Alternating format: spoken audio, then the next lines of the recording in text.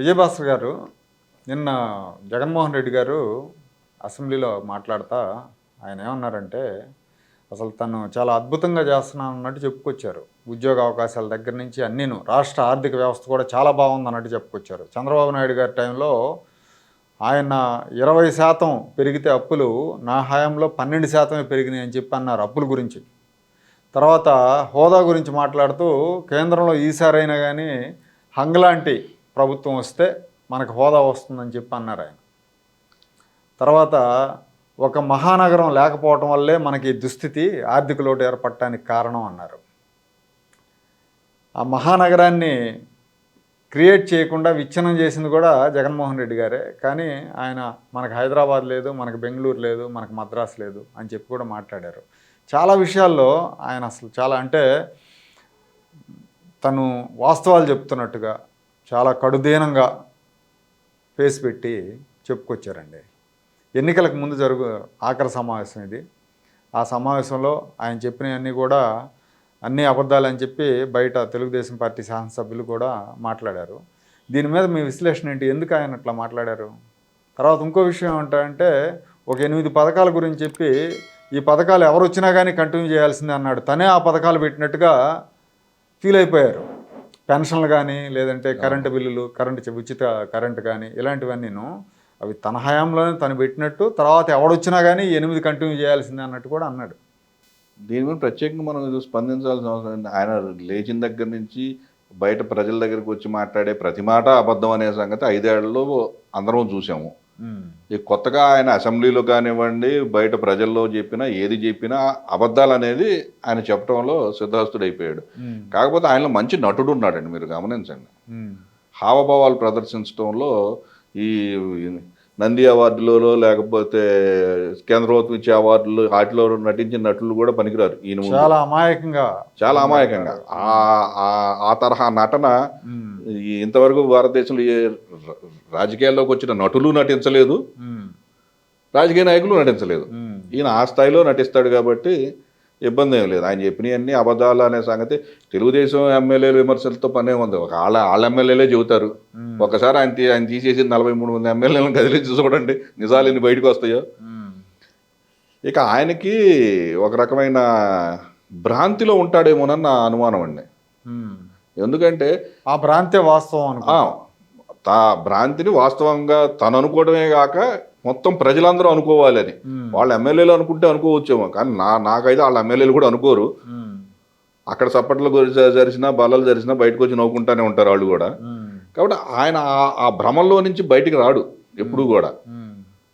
కాకపోతే last time జనాలందరికీ చెప్పడం ఇదంతా ఒక మేనేజ్డ్ ప్రోగ్రామ్ లాగా ఐపాక్ వాళ్ళు కండక్ట్ చేశారు కాబట్టి అసలు జగన్మోహన్ రెడ్డి ఎవరు అనేది తెలియలే జనాలకి. ఇప్పుడు అధికారంలోకి వచ్చిన తర్వాత అసలు జగన్మోహన్ రెడ్డి అతని ప్రవర్తన తీరు ఎలాంటిది అనేది అందరికీ అర్థమైపోయింది. అయినా ఆ భ్రమంలోంచి ఎప్పుడు బయటకు వస్తాడో, వాస్తవ చిత్రం ఏంటో ఆయనకు తెలిసేటప్పుడు కాలం గడిచిపోద్ది. ఆయన అధికారం నుంచి ప్రతిపక్ష నేతగా మారిపోతాడు ఖచ్చితంగా. ప్రతిపక్ష నేతగా మారినా కానీ ఆయన ఇంట్లో మాత్రం ఖచ్చితంగా నేను ఇంకా సీఎం అనే భావంలోనే ఉంటాడు. చూస్తూ ఉండండి మీరు మళ్ళా ఎన్నికలు వచ్చేదాకా. సో అయితే అప్పుడు కూడా అన్నాడుగా, ఇది నాది, ఈ సీట్ నాది, నేనే సీఎం అని చెప్పి. మీరు వైజాగ్ ఎయిర్పోర్ట్ లో చూసాం కదా. అవును, మీరు కాబోయే సీఎం టచ్ చేస్తున్నారు అనేసి. నేను సీఎం, ఐఎమ్ సీఎం అన్నాడు. అదే భ్రాంతిలోనే ఉంటాడు, ఎంతసేపు ఆ భ్రమంలోనే ఉంటాడు.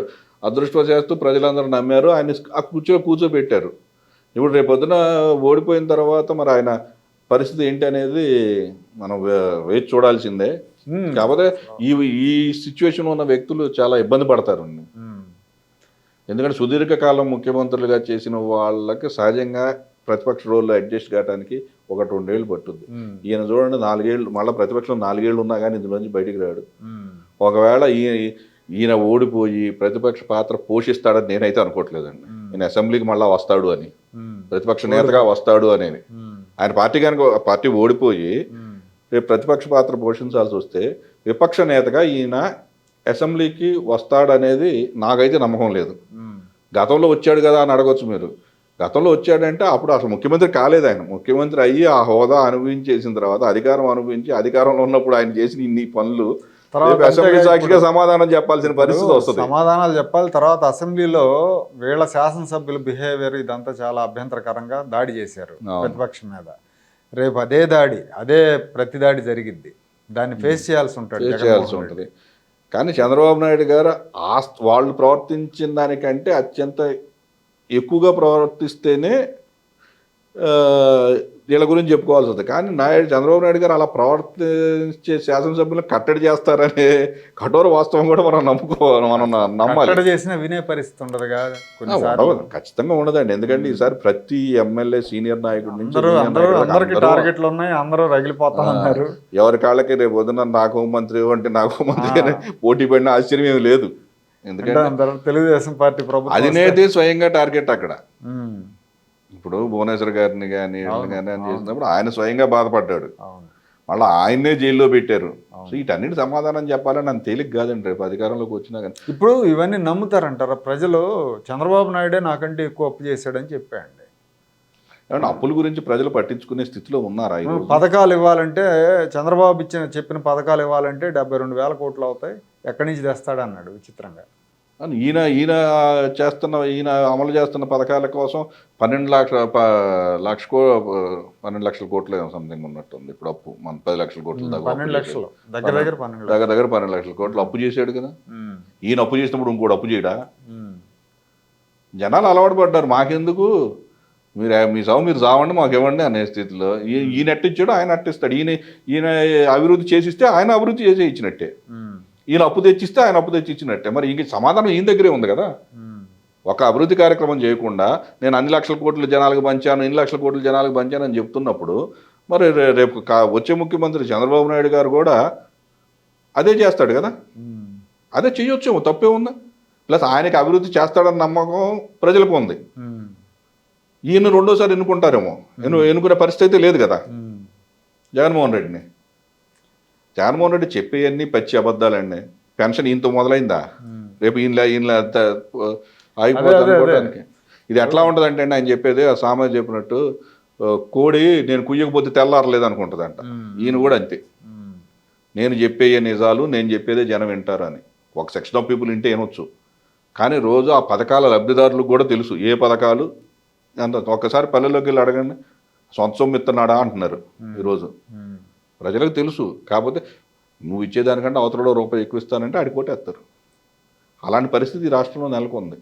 వాళ్ళు కూడా సరిగా ఆలోచించి ఎక్కడి నుంచి తెచ్చిస్తున్నారు, మనకేంటి, మన ఖర్చులు ఎంత పెరిగినాయి, వాళ్ళు మనకి ఇస్తుంది ఎంత, మన దగ్గర నుంచి ఖర్చుల రూపంలో తీసుకుంటుంది ఎంత అనే బేరీజు ప్రతి ఇంటి యజమాని వేసుకుంటాడు. ఇంటి యజమాని వేసుకోకపోయినా ఇంట్లో ఉన్న మహిళ భార్య ఆ ఇంటి ఖర్చు ఖచ్చితంగా లెక్కేసుకుని ఉంటుంది. ఈయన అనుకున్నట్టుగా నేను ఇచ్చేస్తే అంతా జరిగిపోద్ది అంటానికి ఏం లేదండి. ఇక చెప్పాను కదా, ఈయన భ్రాంతిలో ఉంటాడు కాబట్టి ఆ భ్రాంతిలో నుంచే ఈయన నేను మాట్లాడుతానని జనం వింటారు అనుకుంటారు.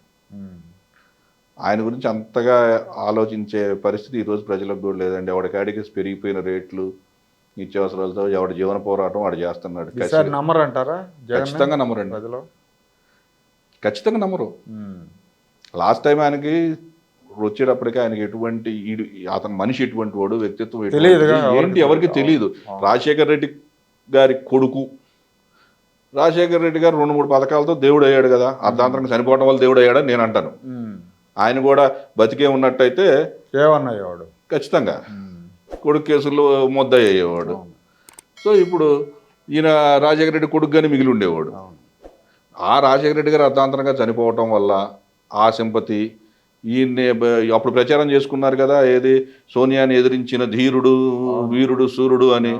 ఆయన ఎంత వీరుడో సూర్యుడో నిన్న శర్మల గారు చెప్పేశారు బయటికి. అనిల్ గారును భారతి గారు ఇద్దరు వెళ్ళి మాట్లాడారు అని. కాబట్టి ఆ సూరత్వం కూడా ఇప్పుడు లేదు. శర్మలు చెప్పారు, ఇప్పుడు మోడీ ముందు సాగిలి పడుతుంది చూస్తున్నాము అందరం. అదే ఇవన్నీ కూడా అవన్నీ జనాలకు తెలియని రోజు ఈయన ఏదో చేస్తాడు. చంద్రబాబు నాయుడు గారి పాలన చూసాం కదా, ఇంతకంటే బెటర్గా చేస్తాను, ఒక అవకాశం ఇవ్వండి అంటున్నారు కదా అని ఇచ్చారు సహజంగానే. అది రాజశేఖర రెడ్డి గారి సానుభూతి పోయింది.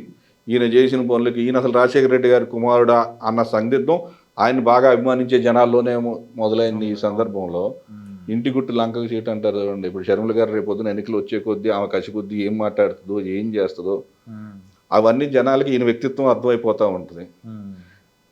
సో ఆయన్ని నమ్ముతారని నేనేం అనుకోవట్లేదండి. ప్లస్ దీనికి తగ్గట్టుగా ఇంకోటండి, వాళ్ళు ప్రజలు తెలియగలవాళ్ళే. బాబాయ్ని హత్య చేసింది ఎవరంటే మీరు సిబిఐకి తెలియకపోవచ్చు ఎవరు చేశారు, లేకపోతే కోర్టులకు తెలియకపోవచ్చు. ఎందుకంటే వాళ్ళ రికార్డెడ్ ఎవిడెన్స్లు అంటారు, లేదా వాళ్ళ పై వాళ్ళు ఆపమంటే ఆపుతామంటారు. సరే, కానీ ప్రజలకు బాగా తెలుసుగా, వాళ్ళ నిర్ణయానికి వచ్చేసారు ఎవరు చంపారు అనేది. ఆ ఇంపాక్ట్ కూడా ఉంటుందండి. ఎన్నికలు వచ్చినప్పుడు వ్యక్తిత్వ హనం అనేది వీళ్ళు మొదలెట్టారు రాజకీయాల్లో. అది ఇప్పుడు ఫేస్ చేయాల్సి, అది ఇప్పుడు వాళ్ళు తిరిగి ఆ బాల్ తిరిగి వాళ్ళ దగ్గరికి వచ్చింది, వాళ్ళే ఫేస్ చేయాల్సి ఉంటుంది. అది ఏ స్థాయికి దిగజారిపోద్దో, షర్మిలని వీళ్ళు ఎంత రెచ్చగొడితే వీళ్ళ సోషల్ మీడియా వాళ్ళు అమ్మాయిని కూడా బాగా ట్రోల్ చేస్తున్నారుగా, దాంతో వాళ్ళ అన్ని భాగవతాలు బయటకు వస్తాయి. ఇన్ని ప్రతికూలతల మధ్య ఆయన చెప్పే మాట నమ్మేవాడు ఎవడో ఉన్నాడండి. ఓకే అండి, థ్యాంక్ యూ. Thank you.